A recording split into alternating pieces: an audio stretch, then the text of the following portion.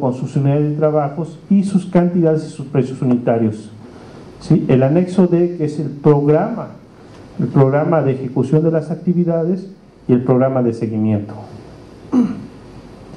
Los procedimientos de cómo íbamos a resolver la problemática. Acuérdense que establecimos que estos tipos de contratos se rigen por el Código Civil, ¿sí? Y no en materia de la Ley de Obras Públicas. En este caso se ponían las áreas responsables de cada institución académica y por parte de PM Refinación. Por favor. Vamos a hablar un poquito también de la residencia de obra. Aquí, como nos marca la ley, el artículo 53 de la ley nos dice que debemos como entidad establecer la residencia de obra propiamente dicho en el sitio de trabajo. Para PM Refinación sí, efectivamente existía un supervisor de obra, un residente, pero más que eso se tenía un grupo de trabajo, un grupo colegiado, como les dije, geólogos, topógrafos, de tal manera que interactuábamos en este caso con la supervisión y con la residencia. No recaía nada más la responsabilidad en el residente. ¿Por qué? Porque los trabajos de caracterización y de remediación no son de una persona nada más, es de un grupo colegiado. ¿Sí? Adelante, por favor. ¿Y cuáles eran las principales funciones que tenía el residente ahí? Primero que nada, llevar la bitácora. Y estamos hablando de la bitácora del servicio, porque también tenemos que hacer una bitácora de acuerdo al artículo 71 del LPGIR, ¿sí? Pero esa es parte técnica, realmente, ¿no? El seguimiento técnico del proceso, tanto de caracterización como de remediación. ¿Sí?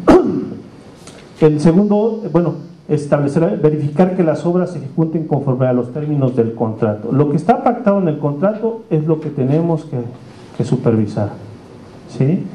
Verificar los avances de los trabajos de acuerdo al programa. ¿Sí le podemos explicar aquí, por favor, en la flecha? No, por favor, en la segunda flecha.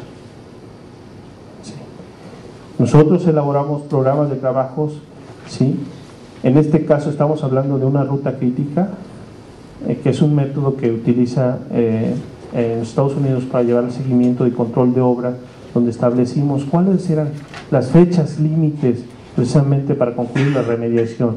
Aquí estamos hablando de la remediación de las zonas 5, 6 y 7 y lo que teníamos, ¿sí? Establecimos bien nuestros tiempos para que estas actividades centrales, en el caso de la remediación de la segunda etapa de la refinería, la zona crítica pues era la remediación de la zona 7, era la que nos llevaba precisamente la conclusión de las fechas y no nos podíamos atrasar acá.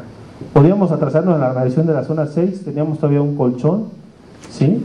Nos podíamos atrasar en la zona 5, pero en la zona 7 definitivamente los esfuerzos estaban ahí y la institución que fue seleccionada para este fin tenía que tener los medios suficientes en materia de humana, técnica y en equipo. Adelante, por favor. Así se le dio el seguimiento también al proceso. Este es una curva, una gráfica de avance de un proceso de bioremediación de 15,000 metros cúbicos de suelo, ¿sí? Se llevaba un seguimiento puntual por fecha de cómo íbamos en ese proceso de tratamiento. ¿Sí le podemos dar aquí? ¿No? ¿Sí? Comprobar precisamente otra de las obligaciones que tiene el residente es comprobar la calidad de los materiales y equipos que se utilicen, ¿sí? Con base a lo que yo les pedí en el catálogo de conceptos. Si yo te pedí que tú utilices un equipo de extracción de vapores en un contenedor de tal dimensiones, pues esa calidad de equipo me la tienes que dar, ¿sí? No me vas a traer botecitos o en un momento dado equipo improvisado, ¿no?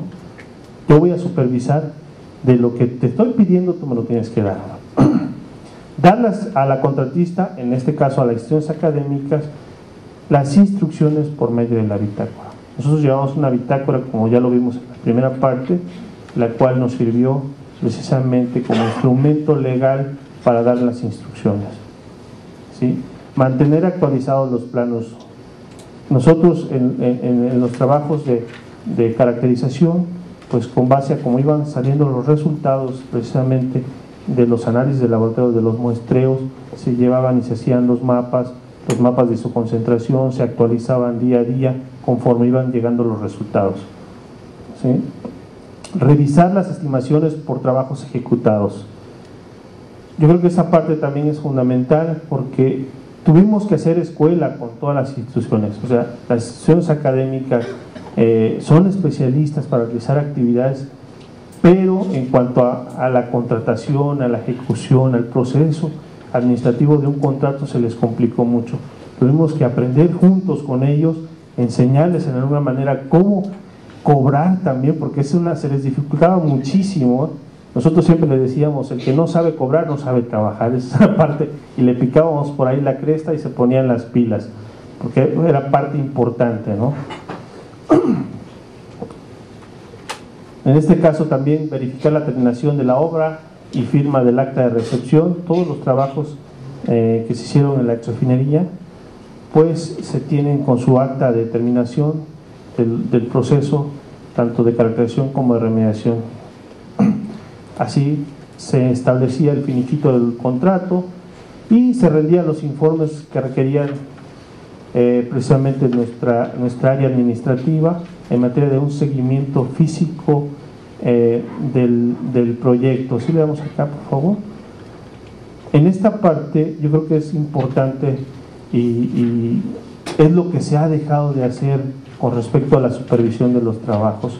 Muchas veces nos preocupamos más por los resultados, pero el aspecto administrativo en materia de seguimiento de los trabajos es bien importante. Esto te lo pide la ley y con esto nosotros hemos solventado muchas situaciones precisamente de observaciones de auditoría, ¿sí? ¿Quién supervisa los trabajos? ¿Quién lo ejecuta? ¿Qué plazo tenemos? ¿Cómo llevamos el control de avance semanal, quincenal, mensual? Este proceso lo podemos nosotros, de acuerdo a la ley, nosotros debemos hacer por lo menos quincenalmente, ¿sí? Pero lo podemos hacer semanal también. Es un proceso precisamente de control de un proceso administrativo que lleva la ejecución de los servicios. Y aquí está precisamente el control físico-financiero. ¿Cómo voy avanzando en mi proceso de obra y cómo voy ejerciendo el recurso asignado para esta parte del servicio? Sí, le damos acá, por favor. ¿Sí? Bueno, ¿qué les pedíamos nosotros para realizar el pago de cada estimación? Le damos acá, por favor. ¿Sí? La forma del pago de las estimaciones que tuvimos en este proceso de remediación fue con base al artículo 130. Nosotros no podíamos cambiar esto porque nuestro sistema administrativo que nos basamos en el tema de refinación es a través del sistema SAP y ahí está dado de alta precisamente de acuerdo a la ley, ¿sí? En los contratos de obras y servicios únicamente se reconocerán los siguientes tipos de estimaciones. Lo que nosotros reconocíamos en estos proyectos, en estos contratos, en los 33 contratos que tuvimos en la refinería, eran precisamente de los trabajos ejecutados, ¿sí? De pagos de cantidades adicionales o conceptos no previstos en el catálogo original del contrato, es otra parte que también se puede considerar. En el caso de Azcapotzalco no tuvimos pagos que no fueran considerados en el catálogo de conceptos. Se creó un catálogo general, los cuales dieron cobertura precisamente a todos los trabajos que se tuvieron ahí. De gastos no recuperables, que alude el artículo 62 de la ley, y de los ajustes de costos. Como les dije, no tuvimos en ningún momento ajustes de costos porque no fuimos afectados, nuestra economía no fue afectada por una inflación o una deflación que pudiera ocasionar esto. Adelante, por favor. ¿Y qué documentos deberían presentar las instituciones académicas para cobrar, para que se les pagara? Primero que nada, los números generadores. ¿Cómo llegamos a que yo remedié 1000 metros cúbicos de suelo? ¿Sí? Esto va con base a operaciones aritméticas que nos dicen precisamente o nos calculan la volumetría a ejecutar. Yo, como les comentaba inicialmente, no estábamos obligados a hacer esto, pero administrativamente nuestra gerencia nos dio la instrucción de dar un seguimiento administrativo de acuerdo a la ley, ¿sí? Y esto nos ha servido mucho porque hemos tenido precisamente los órganos fiscalizadores nos han estado precisamente fiscalizando los ejercicios 2006, 2007, 2008 y no nos han hecho recomendaciones en ningún sentido por los contratos que tuvimos en Azcapotzalco. ¿Sí? Nos deberían estar las notas de bitácora, las bitácoras específicas por mes, ¿sí? Los croquis, planos o esquemas actualizados, se establecían los controles de calidad, pruebas de laboratorio y fotografías, todos los pagos de análisis de laboratorio, si no estaban ahí sus resultados, su cromatografía, no se pagaba a la institución académica. Se estableció también, se solicitó el análisis y cálculo de integración de los importes correspondientes a cada estimación con base a los precios unitarios.